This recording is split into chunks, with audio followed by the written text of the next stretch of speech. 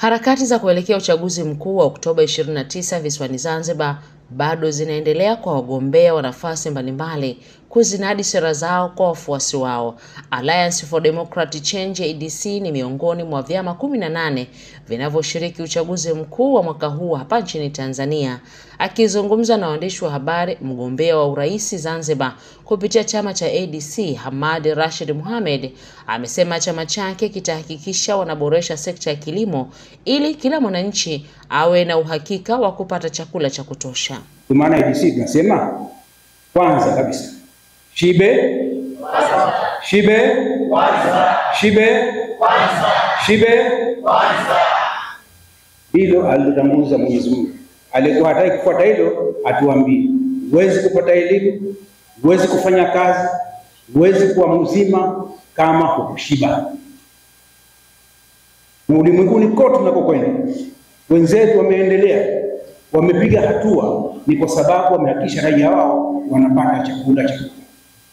Huwezi kwenda Marekani ukasikia kuna ukame, huwezi kwenda Urusi ukasikia kuna ukame, huwezi kwenda China ukasikia kuna ukame.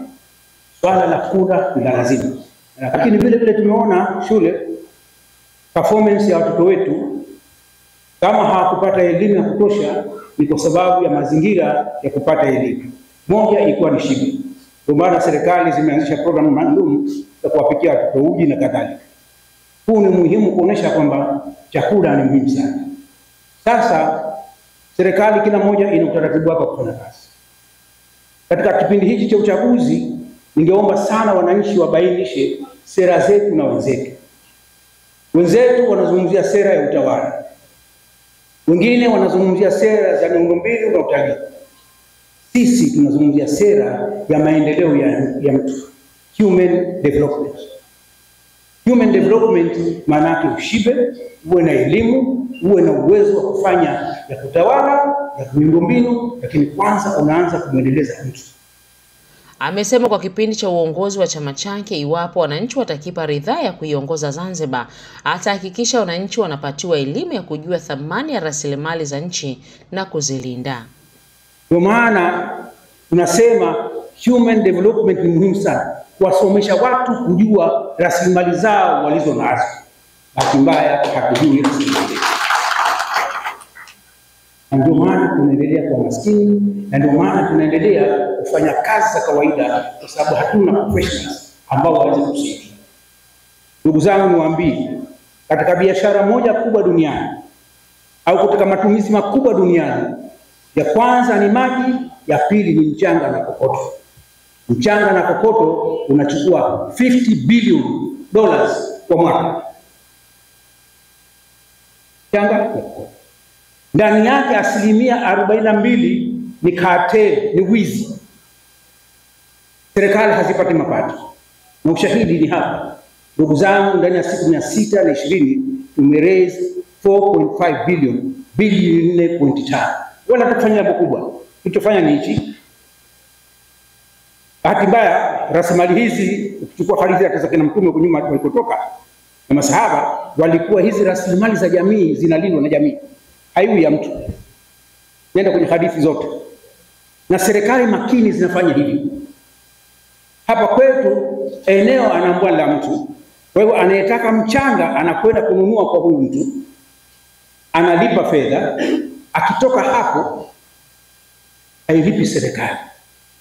Kaika utaratibu tu. Kwamba kila kilo moja mchele, tani moja mchele mchanga unataka, nenda kalipe benki, na ukishalipa benki tukaita utaratibu. Ngapi za mwenye mali, ngapi za mnunuzi, na ngapi zinaenda kwa mapato ya serikali. Tuka raise 4.5 billion. Leo serikali inapata 1.5 billion.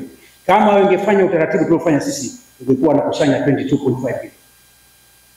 Na kuelezeni human capacity. Kwamba kama hukutayarisha watu kufuatilia rasilimali, nchi itaendelea kwa maskini, nchi itaendelea kuchukuliwa na mtu fika pale. Amesema elimu kuanzia ngazi ya chekechea na madrasa itakuwa bure ili kuzalisha wanafunzi wengi watakaojiunga na vyuo vikuu nchini. Zanzibar tunazalisha au tunatoa wanafunzi 5,000 kwa mwaka kuingia chuo kikuu. Vyuo vyetu vina uwezo wa kuchukua watu 3,000. Kwa 2000 wanazagaa, hawana ajira, hawana chochote. Hamwezi kujenga nchi, inahitaji wataalamu, mkaacha vyuo vikuu kuendeleza. Chini ya sera ya ADC tunasema kwa hii miaka 5 ya kwanza angalau hatukupata watu 10,000 au wanafunzi 10,000 waingie chuo kikuu. Na ili waingie chuo kikuu lazima wasome bure kutoka chekechea mpaka chuo kikuu.